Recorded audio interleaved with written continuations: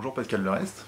Bonjour. Vous avez écrit La marche du temps, qui fait partie d'une trilogie ethnographie d'un parcours adolescent. Est-ce que vous pouvez nous présenter votre ouvrage et un peu votre parcours professionnel?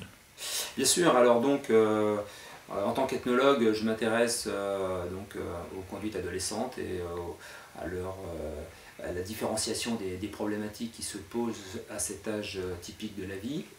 Et donc La marche du temps, qui est le volume 3 d'une ethnographie d'un parcours adolescent, situe la réalité des aventures de Franck Lombard, qui est mon personnage, à un moment très particulier qui est l'âge de 18 ans.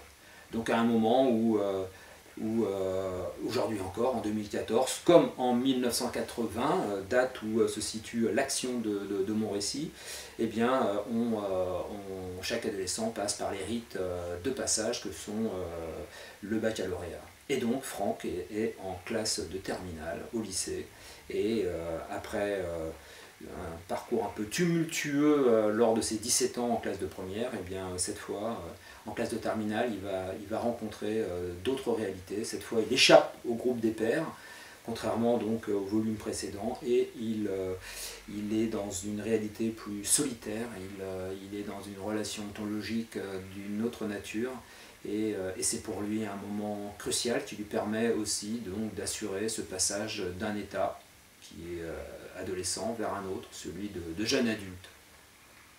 Alors je montre comment également la transformation de Franck Lombard intervient à cette époque de la vie au cours de cette classe de terminale qui est si importante pour tous les adolescents, et je montre comment, à la faveur de cette classe particulière, de la terminale, l'ensemble des changements existentiels s'opèrent pour un adolescent.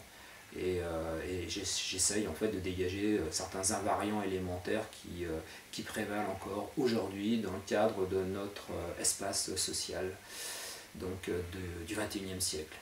C'est donc une façon pour moi de montrer au monde adulte que finalement, au-delà des différences, les similitudes demeurent entre les adolescences qui pouvaient se réaliser dans les années 1980 et puis aujourd'hui dans les années 2014-2015.